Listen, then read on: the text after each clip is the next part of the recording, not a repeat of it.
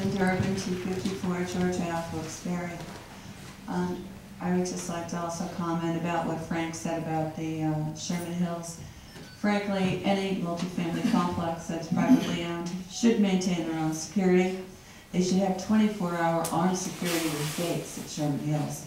And I think I brought that to council's attention last year. Our police officers should not have to walk into a rat's nest. And I think you have the power to go to the owners of Sherman Hills and tell them they're making enough money on collection of rent, which is also, by the way, Section 8, and it's guaranteed money. So in hopes that no officer is injured, firefighter or paramedic, I would hope that City Council would come to their senses and approach Sherman Hills owners and the like and tell them, get your own security. The taxpayers of Wilkes-Barre are paying our police officers, firefighters, and paramedics. Now, in regards to what Mr. Ryan stated, I'm so unfortunate that I was late at the meeting because I really wanted to get the emotional side of what you were reading. Mr. Ryan, I believe that you are a military veteran. Are you? No, I'm not. Oh, I'm sorry, I thought you were. Well, I know that we do have one or two at the table right now. Part of being an American, might I remind you, Council, is that we have the right to speak in America. And Wilkes-Barre is still part of America, am I correct?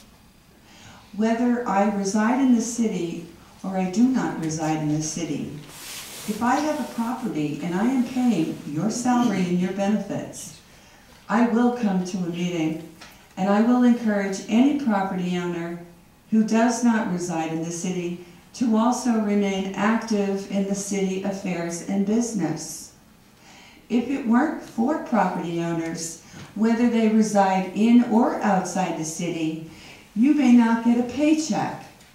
The city cannot survive on home ownership, resident home ownership.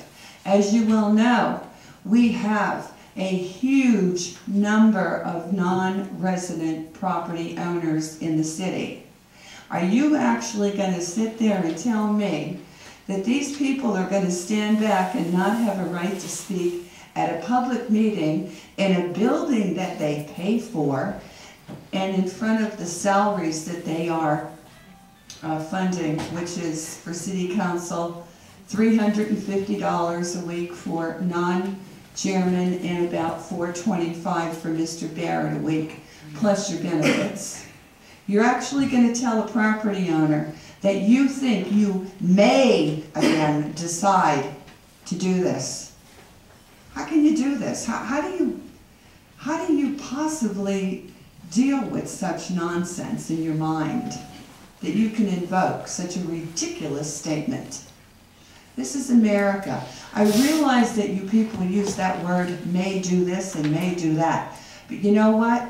We still have people in the city of Wilkes-Barre that are watching every move you make and every word.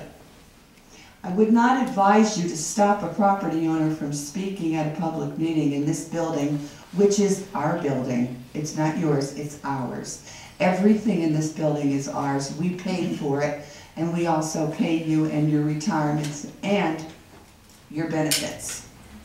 So I think you need to get reminded of that frequently. I would suggest that you just forget about stopping property owners from speaking at a public meeting. Thank you very much.